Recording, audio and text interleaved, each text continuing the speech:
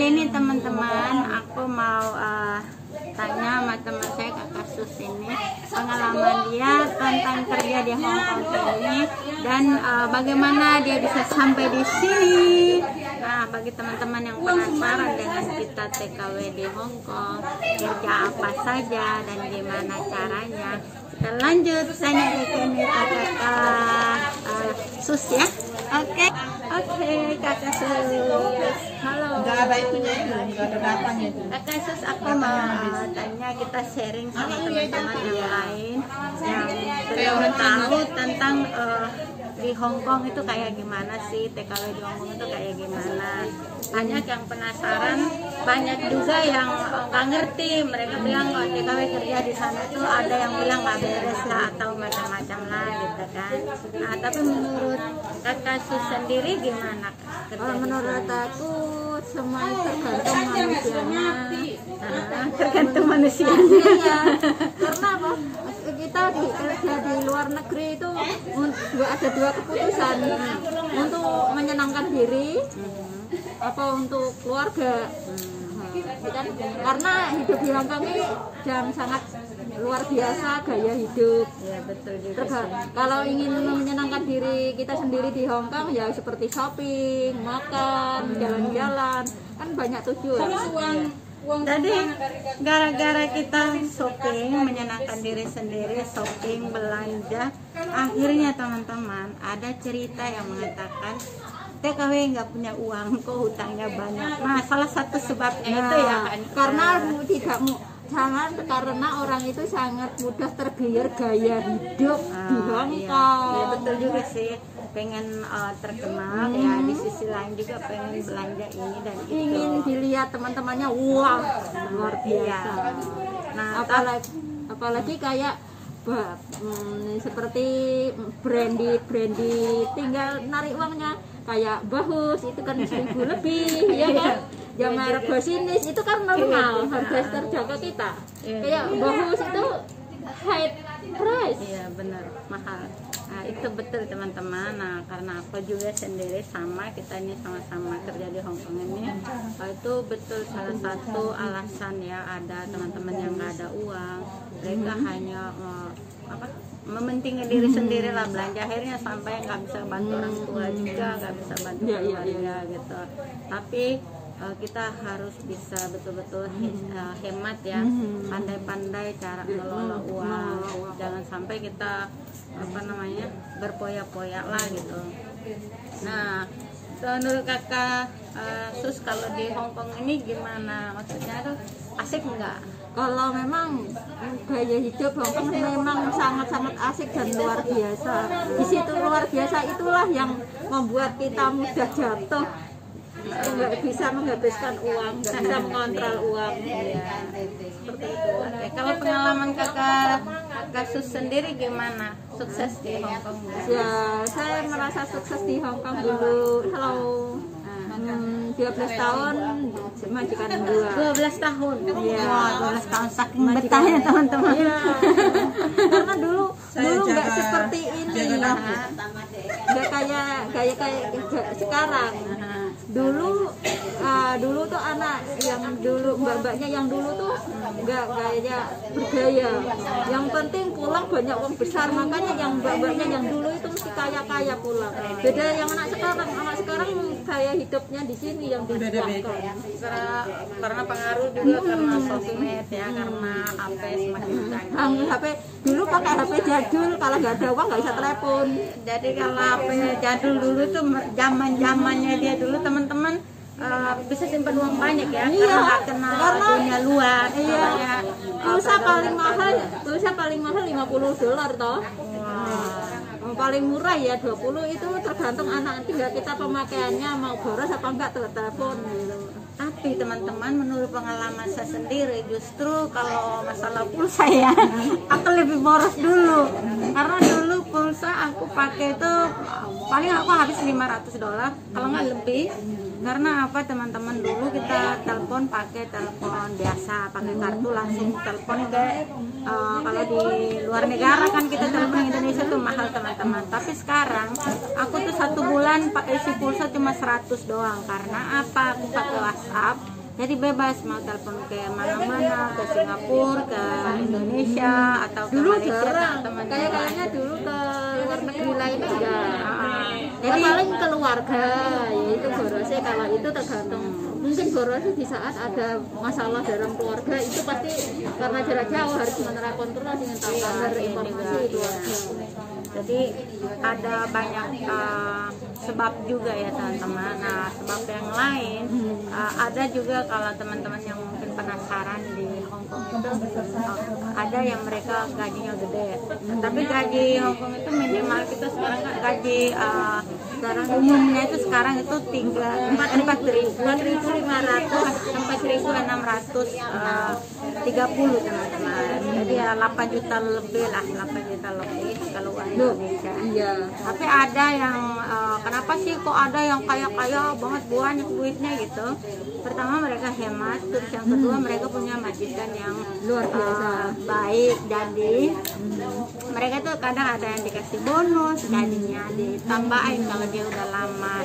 Seperti aku dulu, aku dulu pernah karena aku udah lama, terus 6 tahun selesai aku dikasih bonus ya. Terus kakak apa namanya? Apa? Kalau waktu kakak kesini tuh gimana, ikut PT mana kak? Yang dulu apa yang kemarin itu? Oh yang kemarin aja lah biar baik. Yang kemarin itu aku ikut PT di Kediri, Bumi Mas Pratama. Oh, itu potongannya berapa? 6 bulan. Oh, itu sama, 6 bulan juga. Kalau zaman saya Tetapi dari Indonesia saya dapat uang pesangon pinjaman 5 juta. oh dan 5 juta. Kalau gitu sama dong. Saya juga dulu begitu. Terus pengalaman kakak tentang majikan baik dan nggak baiknya itu gimana? Coba kasih sharing dong. Kalau majikan yang baik itu udah dikasih hak kita sebagai pekerja rumah tangga seperti libur, gaji konten, seperti makan, tidur, istirahat yang sesuai dengan catatan dari kontrak. Itulah yang dikatakan majikan yang disiplin dan enak. Tetapi yang nggak enak ikut majikan itu yang tidak dikasih apa-apa, sembarang pulang, selip.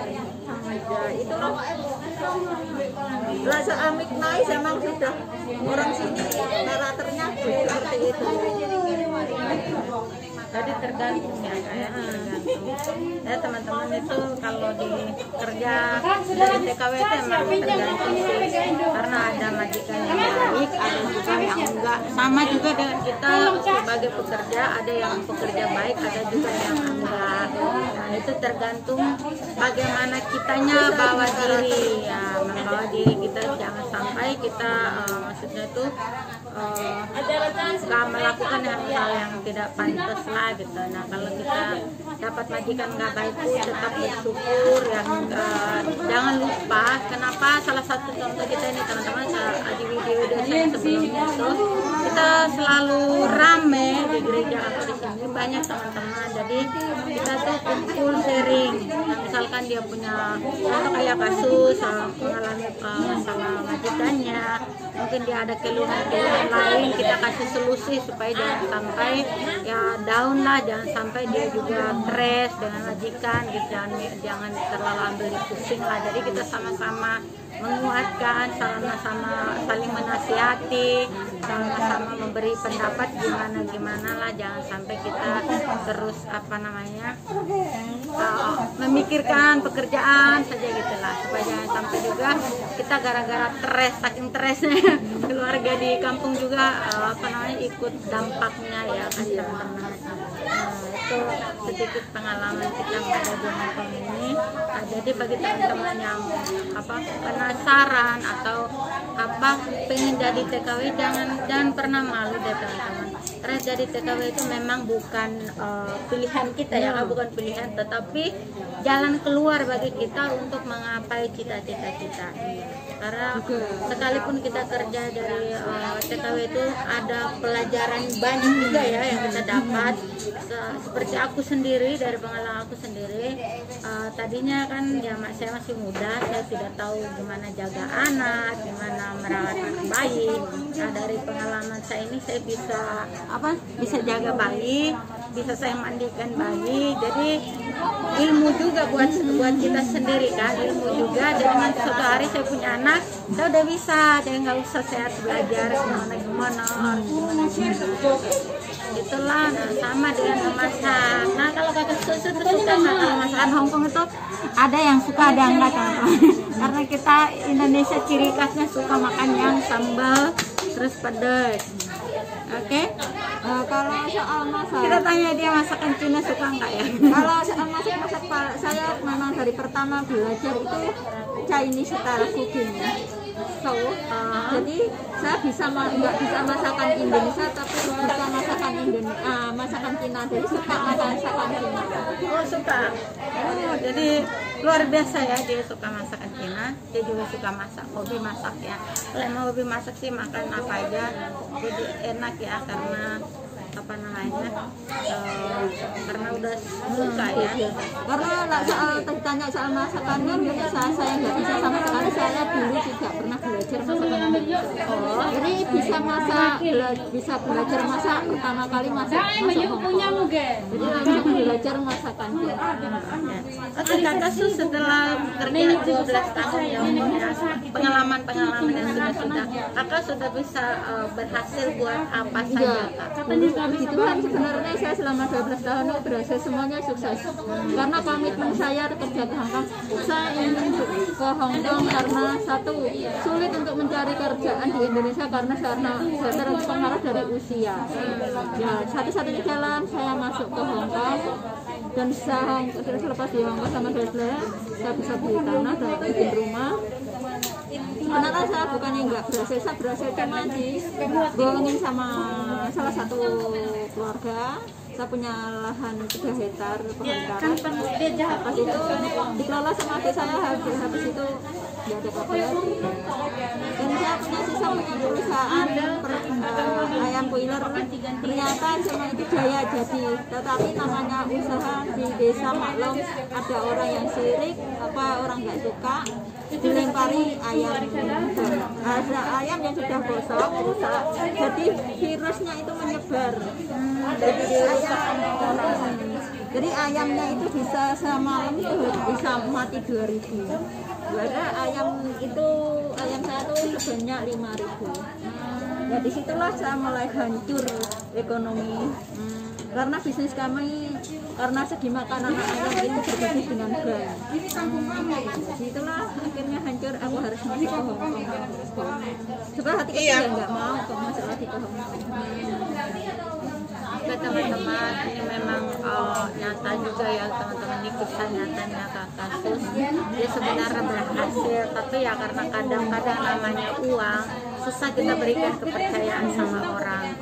Banyak juga sih teman-teman TKW atau TKI yang ditipu orang, bukan hanya teman, ada ditipu saudara, ada ditipu keluarga, bahkan ada yang dikinati sama pacar atau suami sendiri ya.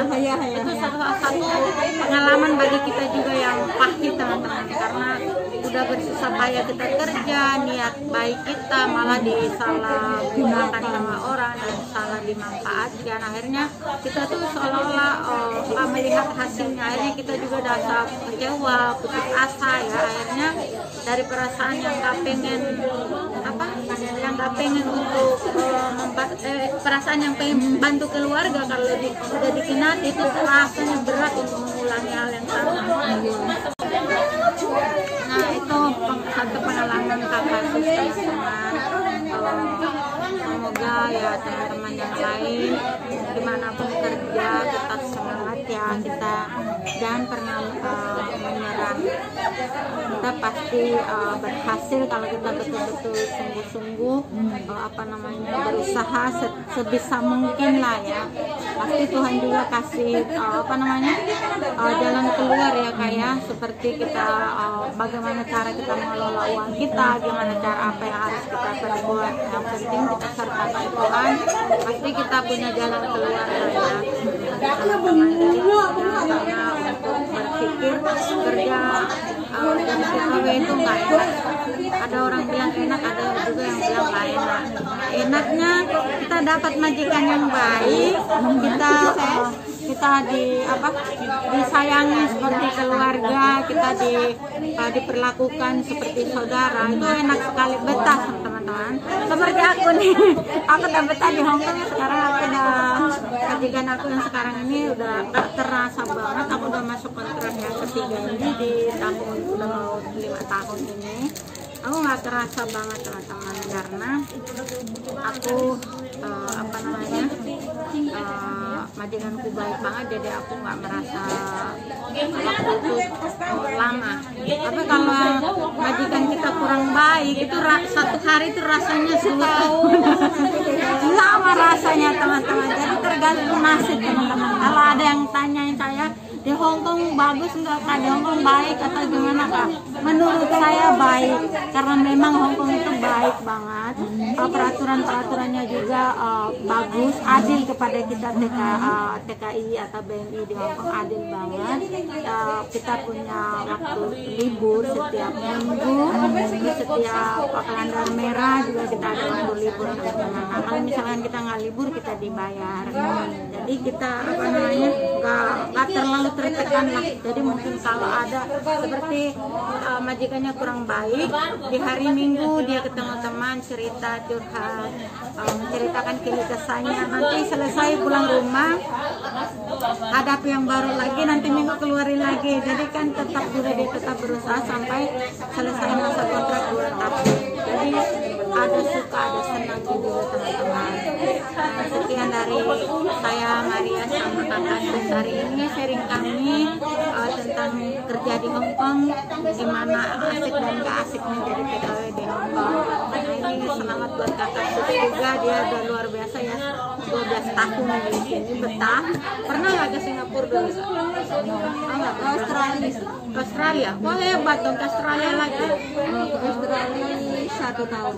Oh 1 tahun. Sama majikan atau gimana? Itu karena pindah kerjaan. Oh pindah kerjaan, jadi asik banget ya teman-teman. Nah, salah satu keuntungannya jadi TKW teman-teman adalah semua peserta rahasianya adalah teman-teman yang mungkin gak sekolah kayak saya, teman-temannya cuma SMP doang. Saya bisa naik pesawat, terus di sisi lain aku bisa jalan-jalan ke luar negara. Di Hong Kong aja kita ada 3 negara kita bisa pergi kan, seperti Macau, Cina. Nah, aku udah ke Macau, aku udah ke Cina. Tiga negara ini aku udah pergi secara gratis. Kerja sambil bisa jalan-jalan. Nah, itu enaknya salah satu teman-teman. Kita bisa menikmati indahnya dunia. Oke, terima kasih buat teman-teman yang sudah ikuti kita. Dan sampai jumpa lagi di next video saya. Kalau ada yang mau tanya, kakak gimana kita mau misalkan kita mau proses ke Hong Kong atau gimana caranya kak? Apa saja yang kita perlukan kakak? Jangan lupa komen di bawah YouTube saya. Atau inbox saya di Facebook saya, nama Facebook saya Marietta Pawisi. Inbox saya aja, saya akan jawab pertanyaan teman. Saya akan kasih tahu gimana caranya mau datang ke Hong Kong, atau kapan-kapan saya akan kasih cerita apa saja yang kita perlukan atau yang kita persiapkan, data-data kita kalau mau ke Hong Kong. Oke teman-teman, sekian dari sharing saya Maria sama Kakak Sus. Dadah.